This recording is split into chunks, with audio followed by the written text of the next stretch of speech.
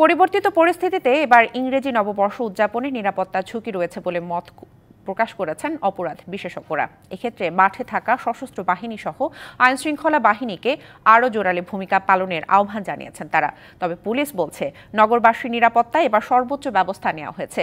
পটকা, আতশবাজি, ফানুস ওড়ানো নিষিদ্ধের পাশাপাশি বন্ধ থাকবে বার। ঢাকা বিশ্ববিদ্যালয় সহ পুরো রাজধানীতে চলাচল নিয়ন্ত্রণ থাকবে 31শে ডিসেম্বর সন্ধ্যা ৬টা থেকে।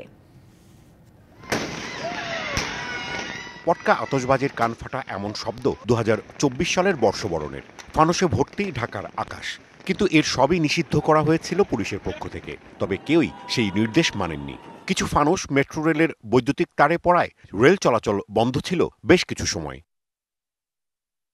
এবছরও নিষিদ্ধ করা হয়েছে আতশবাজি ও ফানুস।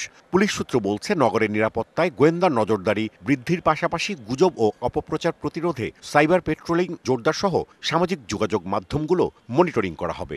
যে কোনো ধরনের অপরাধ বলেন, সেই অপরাধগুলো প্রতিরোধ করার জন্য আমাদের যে নিয়মিত কার্যক্রম সেগুলো তো থাকবেই।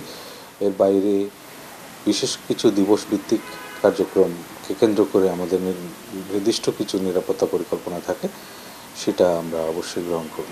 এবার ইংরেজি নতুন বছর উদযাপনে MRT ৬-এর রুট অ্যালাইনমেন্ট ও পার্শ্ববর্তী এলাকায় ফানুস না ওড়ানোর অনুরোধ করেছে Dhaka mass transit company limited. Dhaka বিশ্ববিদ্যালয় এলাকায় প্রবেশে থাকছে ১২ ঘণ্টার কড়াকড়ি।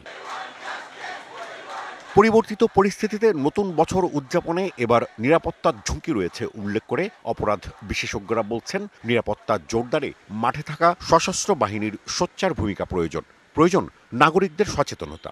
ইংরেজি নতুন বছরকে স্বাগত জানানোর ক্ষেত্রে বা উদযাপনের প্রশ্নে সবসময় ঝুঁকি ছিল। পরিবর্তিত পরিস্থিতিতে তো আরও নতুন কিছু মাত্রা যোগ হয়েছে। তার মধ্যে অন্যতম হলো আইনশৃঙ্খলা পরিস্থিতি এখন যে অবস্থায় রয়েছে, কোনো স্বার্থান্বেষী ব্যক্তি বা মহল যাতে কোনো ধরনের অস্থির অবস্থা সৃষ্টি করতে না পারে।